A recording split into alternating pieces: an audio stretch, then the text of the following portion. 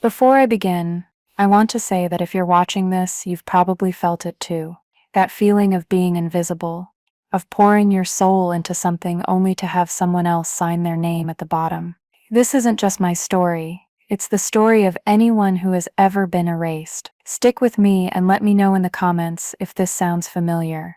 It helps to know I'm not just screaming into the void. For 5 years, my name was Francesca, but my title was Ghost. I was the sous chef at Aethel, Chef Joaquin's temple of modern cuisine. I was the architect of his acclaim, the quiet engine humming beneath the polished floorboards of his dining room. It was my work, my obsession with fermentation, that took his perfectly fine but forgettable food and made it sing a song that had the Michelin guide leaning in to listen. I built the soul of his menu, one bubbling jar at a time. The day the email with the nomination arrived, the one that put Aethel on the long list for its first star, was the day he fired me. He didn't even have the courage to do it himself. His general manager, a man whose spine was made of jelly, handed me a crisp white envelope as I was breaking down my station after service. Inside was a check and a single typed page of corporate jargon that translated to "Thank you for your service.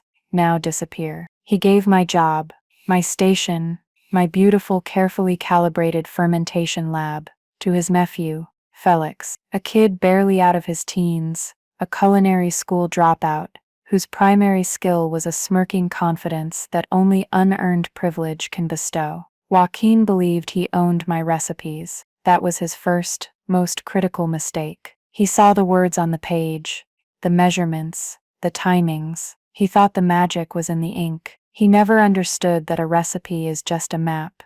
It can't describe the weather, the feel of the soil, the soul of the person guiding the journey. My process wasn't a static document. It was a living, breathing relationship. A relationship with a single local farmer who cultivated a rare herb for me, and only for me. An herb that was the heart of every ferment, the secret chord in every dish. Joaquin didn't even know the farmer's name. He thought the magic just arrived in a little wooden crate every Tuesday morning. He thought he could own the flower without ever knowing the root. Last night, the most powerful food critic in the city, Genevieve Martel, a woman whose opinion could build or bury a restaurant with a single paragraph, sat at the counter of my tiny 12-seat pop-up. She took a bite of my signature fermented black garlic and shiitake toast, topped with a micro-shaving of the herb. And for the first time, she tasted the real thing. She tasted the root. The moment the general manager, Richard, handed me that envelope, a strange calm settled over me. The kitchen was a whirlwind of noise around me. The clang of steel, the hiss of the flat top being cleaned, the boisterous laughter of the line cooks, finally unwinding after a brutal Saturday night service. But in my little bubble, there was only a profound, ringing silence. I didn't open it right away. I continued my work. I wiped down my stainless steel prep table, first with a sanitized cloth, then with a dry one, until it reflected the harsh fluorescent lights without a single streak. I carefully labeled the mother cultures that needed feeding, my children, as the other cooks called them. A SCOBY for a kombucha that tasted of pine and autumn dusk, a sourdough starter, affectionately named Brutus, that was older than Felix, a crock of kimchi, not the fiery red kind, but a white kimchi, a bake kimchi, delicate and crisp, using a Napa cabbage that only grew in the sandy soil near the coast. Each one was a universe of flavor I had nurtured from microscopic life into something profound. Joaquin was holding court in the dining room, his voice a smooth, deep baritone, accepting congratulations from the last of the evening's diners. I could see his reflection in the polished brass of the pass. He was beaming,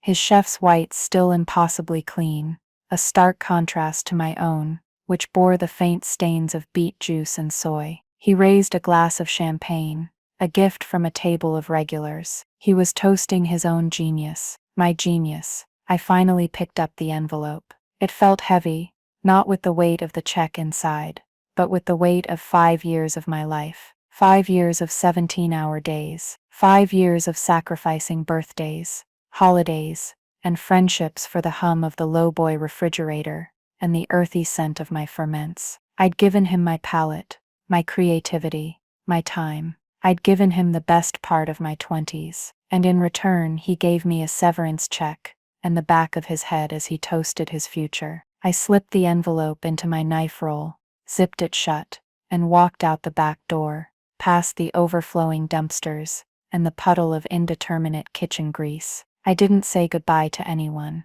I just vanished into the damp city night, a ghost leaving the machine. The walk home was a blur. The city lights smeared across my vision like wet paint. I lived in a small third-floor walk-up apartment that always smelled faintly of whatever my neighbors were cooking, usually a cloying mix of curry and burnt garlic. That night, I couldn't smell anything. My senses felt deadened, wrapped in cotton. I dropped my keys on the small table by the door, my knife roll clattering beside them. I sank onto my worn-out sofa, the one with the permanent indent from where I collapsed after every service, and for a long time, I just sat there in the dark. The silence of my apartment, a stark contrast to the cacophony of the kitchen I had just left forever. Then the breakdown came. It wasn't a storm of tears. It was a quiet, creeping cold that started in my chest and spread through my limbs until I was shivering. It was the physical manifestation of erasure,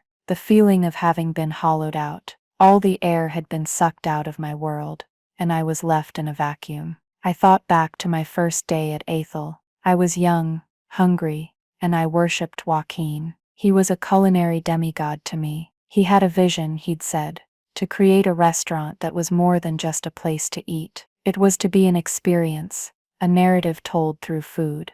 I believed him. I bought into the dream with every fiber of my being. He hired me because he'd tasted a pickle I'd made for a staff meal at my old job, a simple fermented cucumber, but one that had layers of flavor, anise, chili, a faint smokiness. He told me he saw potential. What he really saw was an asset he could exploit. The first year was a whirlwind of creation. He'd give me vague concepts. I want a dish that tastes like a forest floor after the rain. Give me the flavor of nostalgia. He was the poet, and I was the ghostwriter, tasked with translating his abstract, often pretentious pronouncements into actual edible food. It was me who spent weeks coaxing a deep, earthy flavor from mushrooms by fermenting them in a bed of hay. It was me who figured out how to make a vinegar from burnt bread that gave a haunting, melancholic note to a scallop crudo. Joaquin would taste it, nod, and say, "Yes, that's it." Then he would present it to the food bloggers and critics as his own singular creation. He was a brilliant storyteller. I'll give him that. He could spin a tale around a single carrot that would make you believe it was the most profound carrot you had ever encountered. But the story was all he had. The substance, the craft, the actual flavor, that was mine. I remember one night, about 2 years in, we had been working on a new tasting menu. We were exhausted, running on fumes and stale coffee. I had finally perfected a koji-cured piece of duck, the skin rendered so perfectly crisp it shattered like glass, the flesh deeply savory and tender. It was, I knew in my bones, a masterpiece. Joaquin tasted it, and for a second, the mask slipped. His eyes widened, not with the performative appreciation he showed to diners, but with genuine, unadulterated awe. He looked at me, and for a fleeting moment, I saw something akin to fear in his eyes, the fear of a man realizing his dependency. He quickly composed himself, clapping me on the shoulder with a little too much force. He said, "We did it, Francesca." We, the word hung in the air between us, a lie so blatant it was almost funny, but I wasn't laughing. I just nodded, a familiar bitter taste in my mouth that had nothing to do with the ferments. I told myself it was for the good of the restaurant, that my success was tied to his, that a rising tide lifts all boats. But I was his tide, and he was the only one in a boat. I was just the water. The memory that truly broke me that night on the sofa, though, was the one of Elias Thorne, the farmer. I hadn't discovered him. He had been there all along, a whisper in the local farming community. He ran a small third-generation farm an hour outside the city, a place of rolling hills and ancient gnarled oak trees. Most chefs in the city, sourced from the big consolidated organic suppliers, but I liked to drive out to the small farms on my days off, to walk the fields, to talk to the people who worked the land. It was my way of staying connected to the source, the true beginning of any dish. I found Elias selling slightly misshapen-looking vegetables from a rickety wooden stand at the end of his long gravel driveway. He was a quiet man, with hands that looked like they were carved from old wood and kind, tired eyes. His produce was incredible, vibrant with a life force that you just couldn't get from food that had traveled 1,000 miles in a refrigerated truck. One day, I saw a small patch of green behind his barn. It was a plant with delicate, silvery green leaves that looked almost like fronds of dill, but when I crushed a leaf between my fingers, it released an aroma I had never encountered before. It was complex, a mix of anise, mint, citrus, and something else, something deeply mineralic and wild. It smelled like the earth and the sky at the same time. I asked him what it was. He shrugged, a sad, weary gesture. He called it ghost thistle, a name his grandfather had given it. He said it was a weed, really. It grew wild in one specific rocky patch of his land and nowhere else. He had tried to cultivate it elsewhere on the farm, but it always failed. It only thrived in that one small, stubborn corner of the world. He was planning on tilling it under to make more room for potatoes, a crop that actually paid the bills. Something inside me screamed in protest. I told him, no, don't. I asked him to give me a week. I took a small bunch back to my lab at Aethel. I didn't know what I was going to do with it, but I knew it was special. I tried it raw. I tried it cooked. I tried infusing it into oils. It was good, but the flavor was fleeting, delicate. Then, on a hunch, I decided to ferment it. I made a simple brine, just salt and water, and submerged the herb, letting the wild yeasts present on its leaves do their work. For 3 weeks, the crock bubbled away in a dark, cool corner. When I finally opened it, the aroma that filled the room was intoxicating. The fermentation had amplified everything. It had taken that beautiful, complex flavor and given it a deep, resonant bass note. It was a symphony. That fermented herb became my secret weapon. I used the brine to cure fish, giving it a haunting, otherworldly flavor. I dehydrated the fermented leaves and ground them into a powder, a umami dust, that could elevate a simple broth into something spectacular. I folded the chopped leaves into butter, creating a compound butter that, when melted over a piece of grilled meat, was transformative. It was the thread that connected the entire menu, the secret soul of Aethel. And I made a deal with Elias. I would buy his entire crop of ghost thistle, every single leaf, at a price that was 4 times what he would have made from potatoes. I paid him from my own pocket for the first 6 months, a secret investment in my own art, before I finally convinced Joaquin to add him to the restaurant's official supplier list. Joaquin, of course, never asked about it. He just saw the line item for specialty herbs on the expense report and signed off on it. He never visited the farm. He never met the man whose entire livelihood was now tied to the success of my secret ingredient. My relationship with Elias became a quiet partnership. I wasn't just a customer. I was a lifeline for his family farm, and he was the guardian of my art. We'd talk for hours when I visited. Not always about food. We'd talk about the weather, about his daughter's struggles in school, about the encroaching real estate developers who wanted to turn his ancestral land into a soulless subdivision of McMansions. There was a subplot to my time at Aethel, and it was the fight for Elias's farm. The developers were relentless, offering him sums of money that were truly life-changing. His wife urged him to consider it. They could retire, send their daughter to any college she wanted.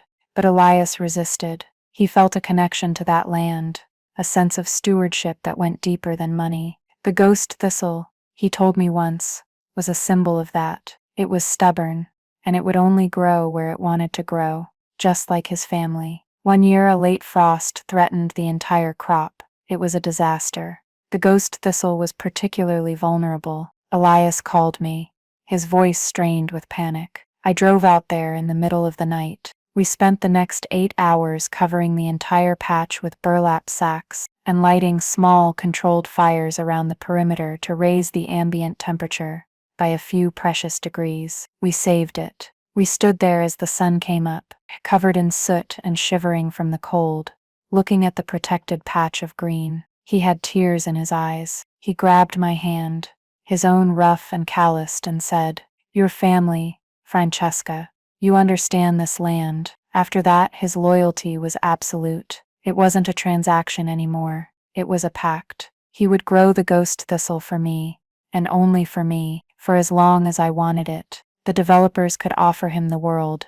He wouldn't sell. Sitting there in my dark apartment, the memory of that frosty morning brought the first real tears to my eyes. Joaquin hadn't just fired me. He had tried to sever a connection that he didn't even know existed. He thought he was just cutting an employee from the payroll. He had no idea he was cutting the very heart out of his own restaurant. And that's when the cold in my chest began to recede, replaced by a slow, rising heat. It wasn't rage. It was a quiet, diamond-hard resolve. He thought he owned my recipes. He was about to learn that a recipe is worthless without the soul of its ingredients. And the soul of Aethel was currently sitting in a field an hour outside the city, waiting for me. I stood up, my body aching with a fatigue that was bone deep. I walked to the kitchen and turned on the light. I opened my laptop, the screen illuminating my pale, determined face. The despair was gone. The shock was gone.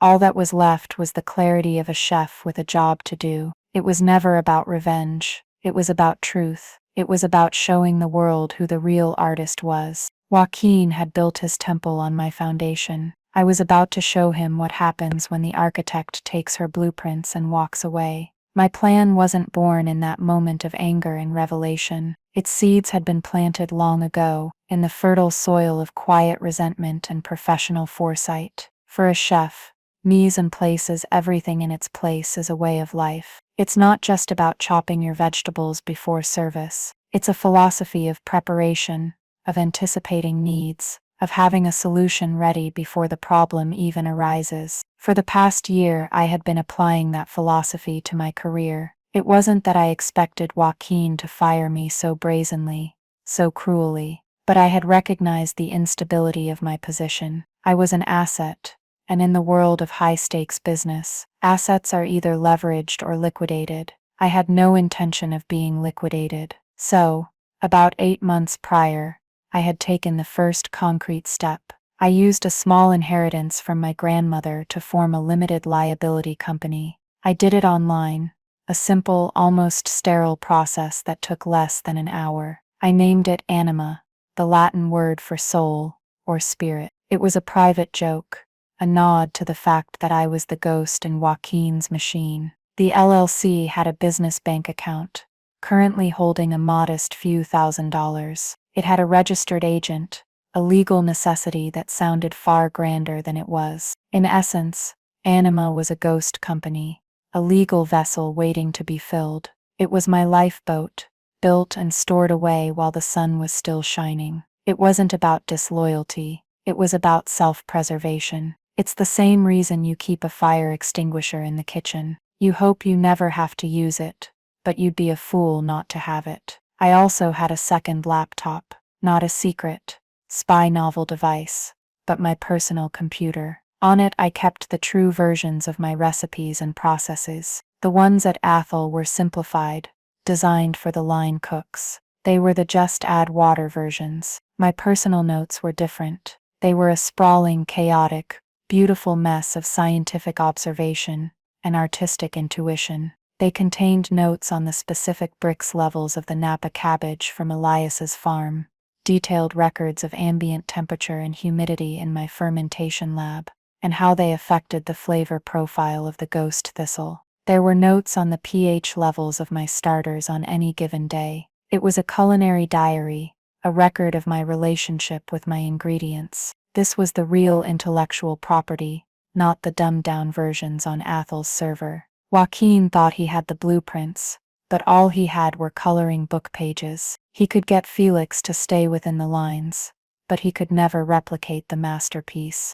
My first call, made in the pre-dawn hours of that Sunday morning, wasn't to a lawyer. It was to Elias. He answered on the second ring, his voice thick with sleep. I told him what happened. I didn't embellish. I just stated the facts. I'm out, Elias. Joaquin fired me. There was a long silence on the other end of the line. I could hear the faint sound of wind chimes from his porch. Then he said, "What do you need? Not what happened. Or are you okay? Just what do you need?" It was the question of a true ally.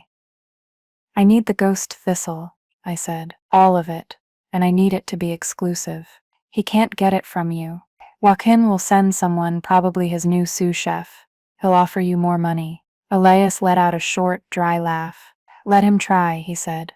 "That weed, as my grandfather called it, is loyal. It only grows on my land. And I'm loyal to the only person who ever saw it for what it was. Francesca, that patch of earth has your name on it, as far as I'm concerned. The next crop is ready. It's the best it's ever been." The spring was mild.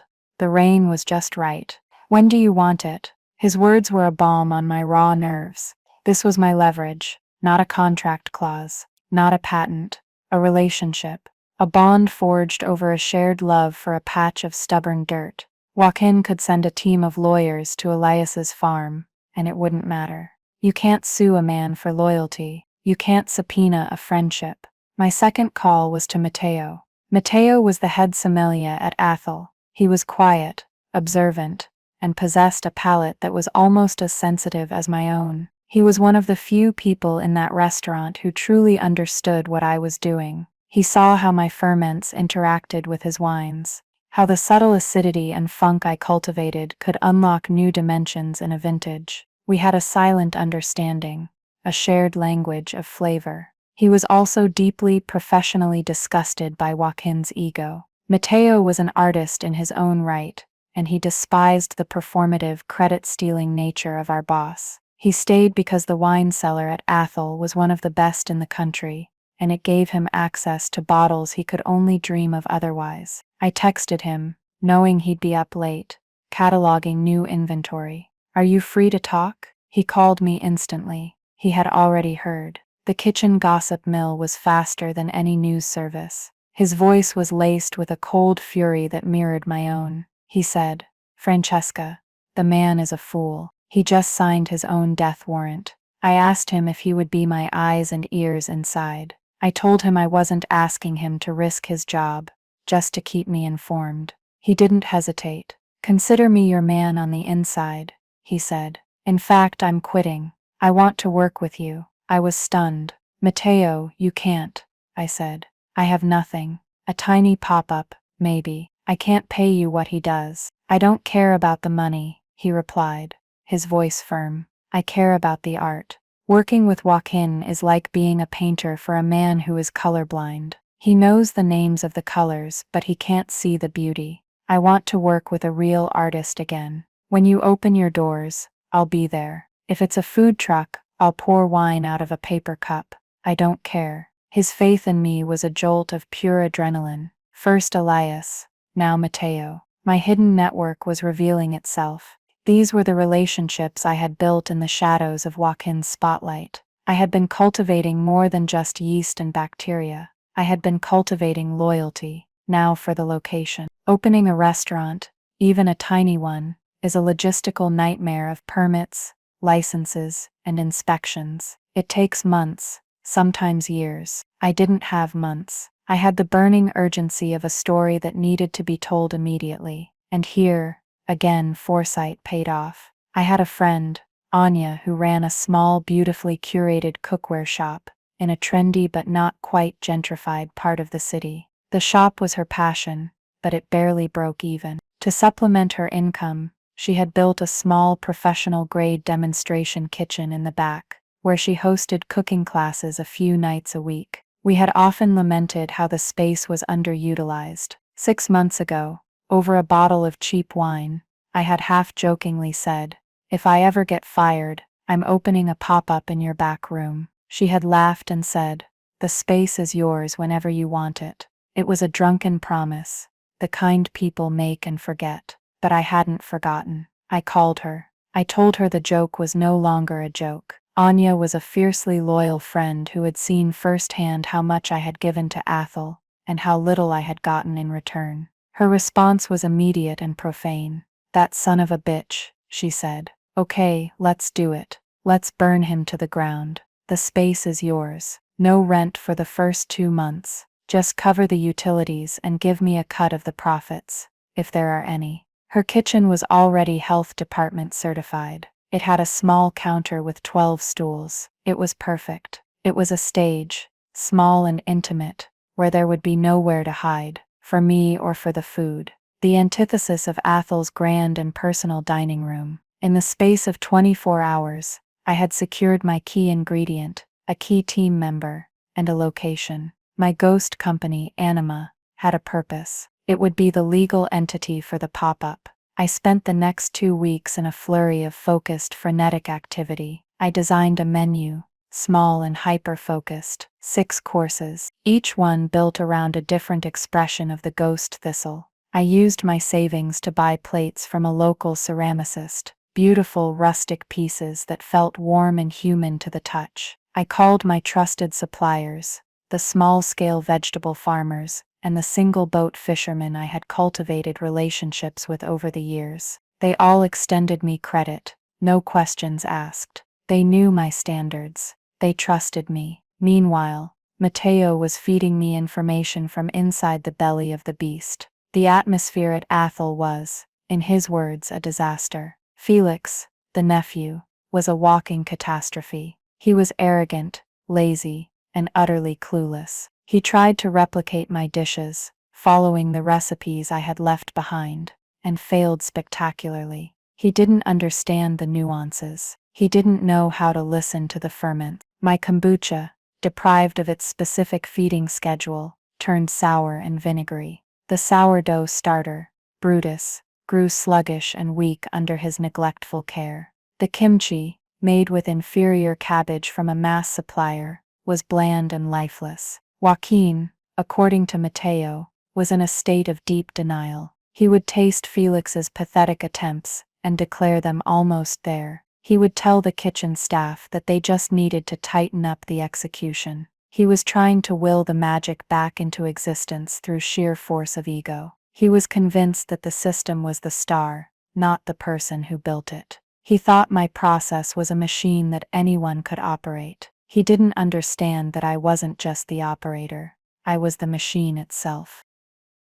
The most telling piece of intel Matteo gave me was about the ghost thistle. As I had predicted, Joaquin had sent Felix to Elias's farm. Felix had swaggered up the driveway in his sports car, wearing designer clothes that were laughably inappropriate for a farm. He had, in Matteo's retelling of Elias's gleeful phone call, offered Elias double what Aethel was paying for the herb. He had been condescending, referring to the ghost thistle as that weed Francesca was obsessed with.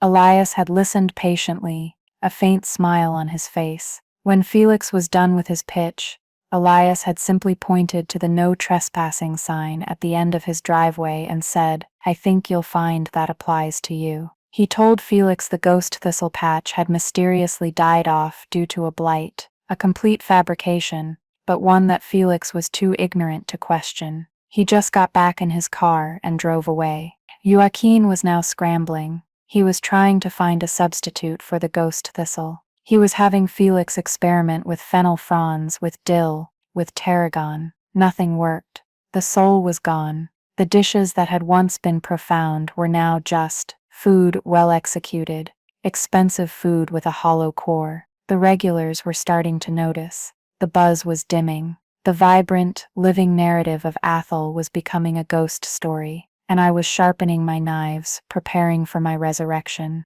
I set an opening date for my pop-up, Anima by Francesca. I didn't take out ads. I didn't send out a press release. I just created a simple, elegant Instagram page with a single photo, a close-up of a single silvery green leaf of ghost thistle. The caption was just the name, the address, and the opening date. The silent takeover was about to begin. It wasn't about revenge. It was about reclaiming my name. The first move was quiet, almost imperceptible. A single post on a new Instagram account. No flashy graphics, no desperate plea for attention, just a photograph, beautifully lit, of a single sprig of ghost thistle resting on a piece of dark, wet slate. The caption was minimalist, Anima, a pop-up by Francesca. Opening October 1st. Link in bio for reservations. The link led to a simple booking platform for the 12 counter seats. I posted it at 10 p.m. on a Tuesday night, then turned off my phone. I didn't want to watch it, to obsess over the likes, to measure its impact in real time. I had lit the fuse. Now I just had to trust the burn. The next morning, I woke up, made coffee, and for a full hour, I resisted the urge to check my phone. I sat in the quiet of my apartment, feeling the nervous energy thrumming just beneath my skin. Finally, I picked up the device. I had dozens of notifications. The post had been shared by Anya, my friend from the cookware shop. It had been shared by the ceramicist who made my plates. It had been shared by every small farmer and supplier I worked with. And most importantly, it had been shared by Matteo. His caption was simple and devastating. The soul is back. For those who know, you know. That was the signal. He was a trusted palate, a known entity in the city's tight-knit food community. His endorsement was a dog whistle for the true connoisseurs, the chefs, the sommeliers, the food writers, the serious diners who followed him for his impeccable taste. By noon, all the seats for the first 2 weeks were booked. The names on the reservation list were a mix of curious foodies, friends, and most tellingly, a handful of sous chefs and sommeliers from other high-end restaurants in the city. The industry was watching. They knew who I was. They had seen me in the background of photos, a blurry figure behind Joaquin's gleaming smile. They had heard the whispers, the rumors that the real talent at Aethel wasn't the man with his name on the door. Now I was stepping out of the shadows. The first week of service was a blur of adrenaline and focus. The space was tiny, intimate. I had one prep cook, a young, eager kid fresh out of culinary school, who I had hired on a gut feeling, and Matteo, who was not just serving wine, but also acting as host, server, and busboy. He did it all with an unshakable, elegant grace, his passion for the project shining through every action. There was no barrier between the kitchen and the diners. They sat at the counter, watching my every move. They could see the intensity in my eyes, the precision of my hands. They could smell the earthy aroma of the ghost thistle as I shaved it over a dish. They were not just eating a meal, they were part of the creation. The food was the purest expression of my philosophy. The 6-course menu was a journey through fermentation. It started with a single oyster, served with a mignonette made from my pine-scented kombucha. Then came the toast, a thick slice of my own sourdough, grilled and topped with a puree of black garlic I had been aging for 6 months, shiitake mushrooms, sautéed in fermented ghost thistle butter, and a final flourish of the raw herb itself. There was a delicate piece of black cod, cured in the ghost thistle brine, and served in a clear, intensely flavorful broth, made from the cod's bones, and more of the brine. The main course was a small piece of that koji-cured duck, the dish that had made Joaquin's eyes widen with fear, served with a side of my white kimchi. It was a menu of quiet confidence. It didn't scream for attention. It whispered. Meanwhile, back at Aethel, the panic was beginning to set in. Matteo was my conduit, a source of almost real-time intelligence. He was still technically on the payroll at Aethel for another week, using his accrued vacation time before his official departure. It was a strategic move we had planned. It allowed him to be on the floor at Anima in the evenings, while still having a legitimate reason to be in and out of Aethel during the day, collecting his personal effects, and more importantly, observing the chaos. Joaquin's first reaction to my pop-up was dismissive laughter. Matteo told me he had gathered the staff for a pre-service meeting and announced, with a smirk, that Francesca had started a little project. He called it cute. He warned them not to go, framing it as an act of disloyalty. He projected an air of unbothered confidence, but it was a brittle facade. He started obsessively checking the Anima Instagram page, scrolling through the comments, his brow furrowed. He saw the names of his own customers, of rival chefs, all praising the photos, expressing excitement. The word cute was no longer being used. The real panic began when he tasted Felix's latest attempt to replicate my black garlic toast. Mateo was there, lingering near the pass, ostensibly to polish glasses. He watched as Joaquin took a bite, chewed thoughtfully, and then for a moment his mask of composure crumbled. He didn't yell, he didn't throw the plate. He did something far more chilling. He just set the fork down, a look of profound, hollow defeat in his eyes. The toast was technically correct. The bread was toasted. The garlic was black, but it was a soulless imitation. The deep, funky, caramelized sweetness of my 6-month-old black garlic was missing. Felix had used a commercially produced, sped-up version. The shiitakes were sautéed in regular butter, lacking the haunting mineralic note of the ghost thistle. It was an echo of a dish, a photocopy of a masterpiece. Joaquin pushed the plate away and walked into his office, closing the door behind him. He didn't come out for an hour. The kitchen staff exchanged nervous glances. The ship was taking on water, and the captain had just locked himself in his cabin. When he finally emerged, the denial had been replaced by a frantic, paranoid energy. He pulled Felix aside and began a series of intense, whispered conversations. They started desperately trying to source the ghost thistle. They called every high-end purveyor in the state. No one had ever heard of it. It wasn't in any catalog.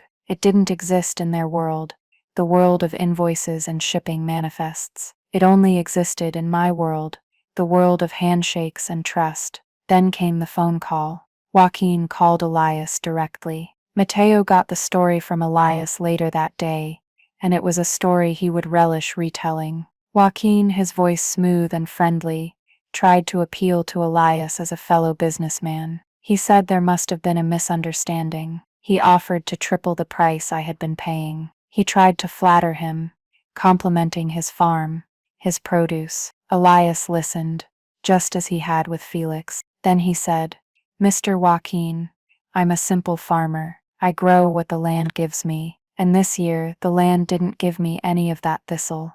It's a shame. Maybe next year." It was a polite, folksy, and utterly impenetrable lie. Joaquin, unused to being told no, became agitated. He hinted at contracts, at legal obligations. Elias, a man who had faced down bulldozers from real estate developers, was not intimidated. He simply said, "There is no contract, sir. Just a handshake with Francesca, and my handshake is worth more than your check." Then he hung up.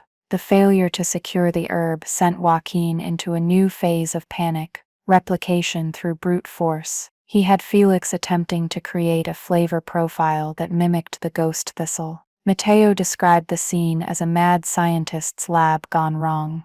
There were blenders filled with tarragon and fennel, infusions of star anise, tinctures of mint. The kitchen at Aethel, once a temple of precise, elegant cuisine, now smelled like a chaotic herb garden that had been run over by a lawnmower. The dishes became confused, muddled. A fish dish that was supposed to be delicate and clean now had a clumsy, jarring note of licorice from a failed fennel experiment. A soup was murky, with an unpleasant, grassy flavor. The kitchen staff was demoralized. They were working twice as hard to produce food that was half as good. They knew, everyone knew, the soul was gone, and they knew where it had gone. It was in a tiny 12-seat pop-up across town, where every plate that went out was a quiet declaration of war. A war Joaquin didn't even know how to fight. The true power shift didn't happen overnight. It was a slow, creeping tide, pulling the sand out from under Joaquin's feet. For the first few weeks, Aethel continued to run on its reputation. Reservations were still hard to get. The dining room still buzzed with the city's elite. But the foundation was cracking. The whispers that started in the kitchens of other restaurants, carried by the cooks and sommeliers who had come to Anima, began to seep into the dining rooms. The conversation at the sommelier round tables and the chef's late-night bars was all about the ghost of Aethel, Francesca, and her incredible, tiny pop-up. My strategy was one of quiet excellence. I didn't engage in the gossip. I didn't speak a single negative word about Joaquin or Aethel. I just cooked. Every night, 12 people would sit at my counter, and I would give them the meal of their lives. The food spoke for me. Its quality was my only statement. The contrast between the vibrant, soulful, deeply personal food at Anima and the increasingly hollow, confused food at Aethel was becoming the city's worst-kept secret. Matteo was my barometer. He was now officially working with me,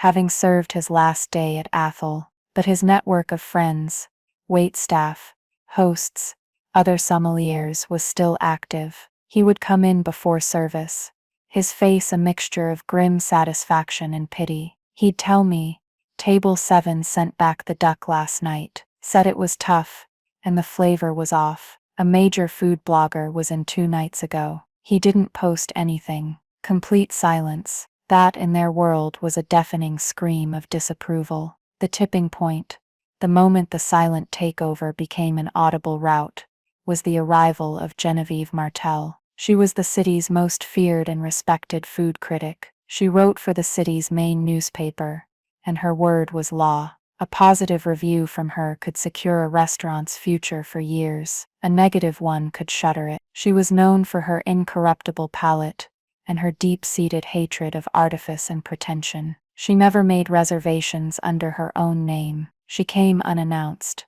unheralded. It was a Wednesday night, our 4th week of service. The counter was full. The rhythm of the tiny kitchen was a well-oiled machine. I was in the zone, plating a dish of my koji-cured duck, my movements economical and precise. Then Matteo, who was pouring a glass of biodynamic Chenin Blanc, subtly stiffened. I saw his eyes flick towards the door, and then quickly back to the glass, but it was enough. I followed his gaze. A woman stood in the small entryway, unassuming in a simple black coat. It was her, Genevieve Martel. My heart didn't drop. It seized. It was a solid, heavy knot in my chest. Anya, who was helping at the host stand, looked at me with wide, panicked eyes. There were no free seats. "This is the moment." I took a deep breath, wiped my hands on my apron, and walked around the counter. I approached her, my face calm, betraying none of the hurricane swirling inside me. "Genevieve," I said, my voice even, "it's an honor to have you. I'm afraid we're fully committed tonight." Before she could respond, a man at the end of the counter, a regular who had been there 3 times already, stood up. He said, "She can have my seat. I just finished my main course. I'll have dessert at the bar next door." He looked at me and winked. It was a small act of kindness, of solidarity, that almost brought me to tears. I nodded my thanks, my throat tight. Genevieve sat down. She didn't say a word.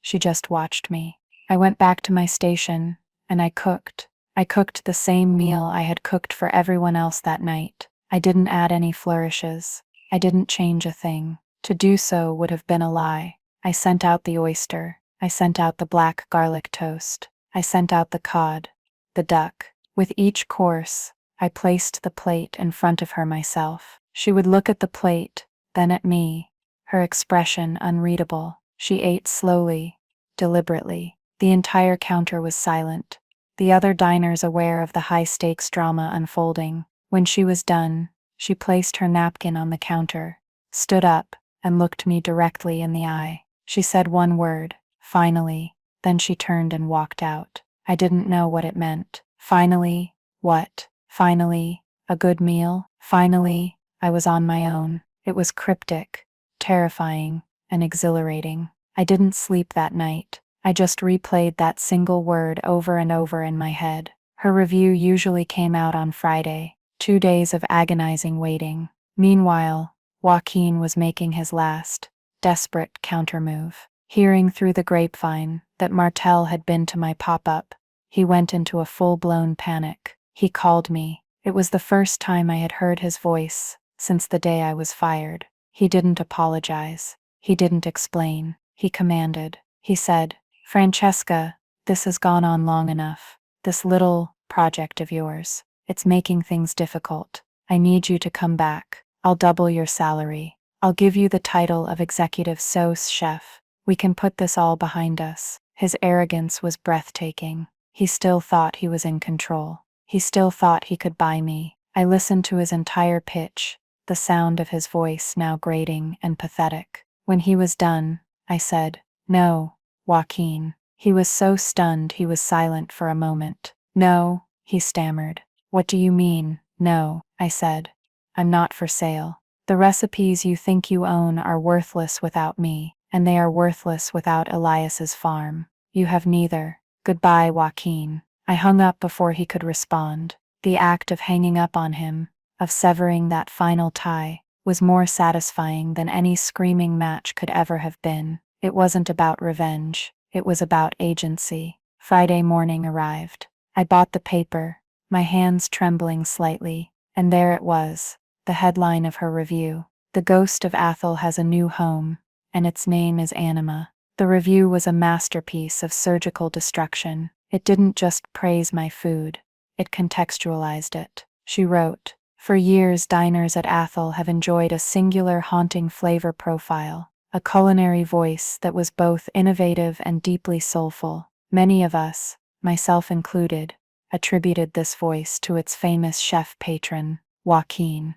We were wrong. That voice belongs to Francesca, the longtime sauce chef who was, it seems, the restaurant's ghostwriter. Having been unceremoniously dismissed, she has opened a tiny, perfect pop-up, and tasting her food now, in its pure, unadulterated form, is like hearing a singer's solo album after they've left the band. You suddenly realize they were the one writing all the hits. She described each dish with poetic precision. "Of the ghost thistle," she wrote, "it is a flavor I have never encountered, and one I suspect I will not taste anywhere else, as it is apparently the result of a unique partnership between a chef and a farmer, a relationship that is the true secret ingredient here." She ended the review with a devastating blow.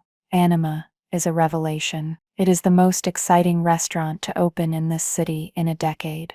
As for Aethel, one has to wonder what is left when the soul has departed the body. A beautiful corpse, perhaps." The fallout was immediate and catastrophic for Joaquin. The client exodus began that day. Mateo fielded calls and texts from his old contacts. Reservations at Aethel were being cancelled en masse. A table of 4 for that very night, a major tech CEO, cancelled and called Mateo directly, begging for a seat at my counter. The phone at Anya's shop rang off the hook. The Anima Instagram page exploded. We were booked solid for the next 6 months. Joaquin's beautiful corpse was beginning to rot. The power had not just shifted. The board had been flipped, the pieces scattered, and the game was over. I had won. The final confrontation was not the dramatic, screaming showdown you see in movies. It was quiet, pathetic, and deeply, deeply satisfying. It happened a week after Genevieve Martel's review had detonated in the city's culinary scene. Joaquin showed up at Anima an hour before service. I was at the counter, meticulously measuring out ingredients for my mise en place. Mateo was polishing wine glasses, his movements calm and rhythmic. The prep cook was in the back, shaping bread. The late afternoon sun streamed through the front window, illuminating the dust motes dancing in the air. It was a peaceful scene. Joaquin shattered it. He didn't knock. He just pushed the door open, the little bell above it, giving a startled jingle. He looked terrible. His usually immaculate chef's whites were rumpled. His face was pale and drawn, and there were dark circles under his eyes. He looked like a man who hadn't slept in a week, which was probably true. He strode towards the counter, his movements jerky and agitated. He ignored Mateo completely, his eyes locked on me. "Francesca, we need to talk." I didn't look up from my task. I was weighing out salt for a brine, tapping the container gently to get the measurement exactly right. 24 grams. "Perfect," I said. "I have nothing to say to you, Joaquin." My voice was low, devoid of emotion. It wasn't about revenge, it was about finality. He placed his hands flat on the counter, leaning forward, a posture of forced intimacy that I recognized from years of him taking credit for my work. He said, "Please, just listen. This is destroying me. My investors are calling. My staff is looking at me like I'm a joke. Felix has. Felix went back to his mother's house. He actually had the audacity to sound wounded, as if the failure of his unqualified nephew was another tragedy I had inflicted upon him. I finally looked at him. I saw not a monster, not a titan of the industry, but a small, frightened man who had been exposed. The emperor had no clothes, and he was shivering. He said, "Name your price." "I'm not kidding. Partnership. 50-50. Your name next to mine on the sign. Aethel by Joaquin and Francesca. We can tell the world it was all a planned sabbatical for you to find new inspiration. We can spin this." His words were a frantic torrent of desperation. He was offering me everything I had once dreamed of, the recognition I had craved for 5 years, and it meant nothing to me, less than nothing. I finished what I was doing, wiped my hands on a clean towel, and faced him fully. I let the silence stretch out, let him stew in his own panic. Matteo had stopped polishing glasses and was watching, a silent sentinel. "Joaquin," I said, finally, "you don't get it. You never did. You think this is about money or a title on a sign. You think you can buy a soul. You stood in that dining room and you toasted yourself for a Michelin nomination that you got because of my work, my hands, my palate. You erased me, and then you tried to replace me with a child who couldn't tell the difference between a mother culture and yogurt. You didn't value my process, so you don't get to benefit from its product. Aethel is yours. The name, the fancy chairs, the mountain of debt, it's all yours. Enjoy it." I turned my back on him then, a gesture of dismissal so complete, it was like a physical blow. I went back to my work. I could feel his eyes on my back, burning with a mixture of rage and disbelief. He stood there for what felt like an eternity. Then he let out a choked, frustrated sound and stormed out, the little bell mocking him on his way. The peace returned to the room, but it was a different kind of peace now. It was the calm after the storm. The war was over. The news of Aethel's final demise came 2 weeks later, not from a press release, but from a text from Matteo. He forwarded me a screenshot of an internal email from Aethel's HR department. The restaurant was closing, effective immediately, for an indefinite period of restructuring and reconcepting. It was corporate speak for failure. The investors had pulled the plug. Joaquin was out. It all happened off-screen. A quiet, ignominious end. He wasn't defeated in a dramatic battle. He was simply rendered irrelevant. His empire had crumbled, not because I had attacked it, but because I had built it. And when I left, I had taken the foundations with me. My new reality was taking shape. The success of the pop-up was undeniable. A group of investors, patrons who had eaten at Anima and been captivated by the story and the food, approached me. They weren't the vulture capitalists who had backed Joaquin. They were food lovers, people who understood and respected the craft. They wanted to help me build a permanent home for Anima. We found a beautiful space, a former pottery studio with high ceilings and old brick walls. It was warm, authentic, and real, just like the food. There's a photo that hangs in my new office, a small room tucked away behind the kitchen. It's not a framed copy of Genevieve's review or a picture of me with a celebrity diner. It's a simple photo of Elias Thorne standing in his field of ghost thistle, the sun setting behind him. He's smiling, a genuine crinkle-eyed smile. It's a reminder of what's real. It's a reminder that the strongest contracts are not written on paper. My name is on the front of the restaurant now, Anima, in simple, elegant letters, and underneath, Francesca. It's not a boast, it's a statement of fact. This is my work, this is my soul, this is my name. The vindication wasn't in Joaquin's failure, it was in my own success, built on my own terms, surrounded by people who shared my values. It was the quiet, profound satisfaction of building something true and watching it flourish. So here I am. In the end, my story isn't really about a restaurant or a rare herb. It's about value. It's about understanding your own worth, even when the world is trying to convince you that you are worthless. For 5 years, I let Joaquin define my value. I let him put a price on my talent, and that price was my invisibility. The moment I was fired, The moment he thought he had discarded me was the moment I was finally free to set my own price, and I decided my price was everything. My name, my vision, my future. I want to speak directly to you now, the person watching this. Maybe you're in a job where your boss takes credit for your ideas. Maybe you're in a relationship where your contributions are ignored. Maybe you just feel like a ghost in your own life, the quiet engine, making someone else's world run. I see you. I was you. And I'm here to tell you that your story doesn't have to end in the shadows. Your value is inherent. It is not granted to you by a boss, a title, or a paycheck. It is the sum of your skills, your passion, your integrity, your relationships. It's the ghost thistle that only you know how to find. People like Joaquin, the takers, the credit stealers, they seem powerful, but their power is a facade. It's built on the work of others. It's hollow, and hollow things, under pressure, eventually collapse. The most powerful thing you can do is to recognize your own value and build something on it. It doesn't have to be a grand gesture. It can be a small, quiet act of self-preservation, a ghost company, a secret skill you're developing, a network of allies who see you for who you are. Start building your lifeboat, even when the sun is shining. Because the truth is, it was never about revenge. It was about reclamation. It was about taking your own name back and signing it, firmly and clearly, on your own life. If this story resonated with you, if you've ever felt overlooked or undervalued, please, do me a favor. Like this video, so that others who need to hear this message can find it. Leave a comment below and share a piece of your own story, even if it's anonymous. Reading your experiences helps all of us feel less alone.